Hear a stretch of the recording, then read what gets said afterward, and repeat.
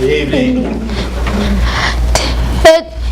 A couple of months ago, February to be exact, I was able to go to college at the University of Georgia. Now I'm still going to 7th grade, so I haven't skipped every single grade in school. But actually, I was invited to attend a program called the Duke Tip University of Georgia Academic Adventures Program. My day began at 6:00 a.m., where my dad and I, we were packing up with food and all the essentials.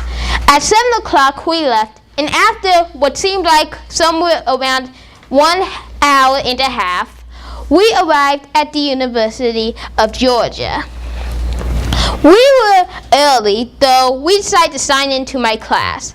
I was taking Designing Vehicles for Land and Sea. Since the classes hadn't started yet, we decided to goof off a little with a crossword puzzle. Normally my dad fills in all the answers, though sometimes I help him out a little. After we completed a couple of crosswords, we headed back to the sign-up stations where I received a cert, which right on the front it does not look like anything to you, but on the back you can see that it says that I attended the Duke Tip University of Georgia Academic Adventures Program. After we went back to the sign-up station, they had the doors open to the auditorium where they were showing clips from Popeye the Sailor Man. Then they had classes dismissed, and I ventured into my class line, and after a short walk, we were in our classroom. At first, the teacher asked us what we knew about air pressure, and to demonstrate, he grabbed a black bag just like this, and he had one of us step into it. Then he put one of those vacuums with a long hose on it into the bag and turned it on. And next thing you know, it was sucking all the air out. Don't worry, our heads were out, so we're still alive. And you could just feel it trying to squeeze you a little. It was really fun, and at first I'm thinking, oh, wait, he does know that this won't kill us, right? After that, he put pictures of different vehicles onto a projector screen and told us that they were called amphibious vehicles because, like an amphibian, it can go on land and water.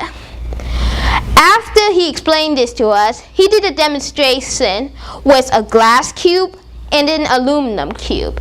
He put a glass cube in a tank of water and it floated, but when he put the aluminum cube into it, it sunk. Now, then he challenged us to build our own boats using aluminum foil, and they floated, and he explained to us that there was more surface area, so of course it's gonna float. After that, we played around with a little steam generator where you poured in water on one end, it fired up pistons, and next thing you know, you've got steam. Now the thing catch is that you have to let the steam ventilate out every couple of minutes, otherwise, kablooey, it explodes. And after that, we were ready for the best course, probably second best course of the day. Not recess, lunch. For lunch, we had pizza and fruit punch. And let's face facts, who does not like pizza? And in the area where we were getting our pizza, it was extremely cold, mainly because we were in the shadow of the main building. Then our teacher told us a story how when they had this lab inside the building where you could test different vacuum settings, and one guy managed to leave on the vacuum overnight.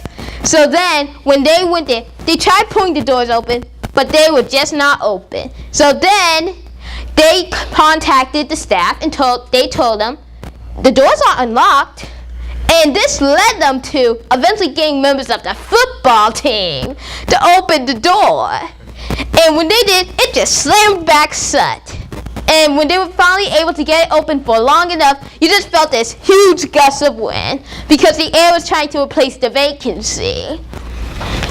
And eventually, I was thinking, what bonehead left the vacuum on? Then he challenged us to build our own vehicles using wood, wheels, and plastic rods, as well as a balloon. This is how my vehicle turned out. Originally, there is a connector piece that goes right here where you attach a balloon to it and it blows out air. One part of the piece goes right about here, so it will blow against air and it will propel forward. But underwater, it will blow against water and it shall go forward as well. Of course, as long as you remember to blow up the balloon first. After we built our machines, they were having races in the hallway. The first couple of times, let's just say now, my car had some difficulties. Mostly, they kept crashing into the walls.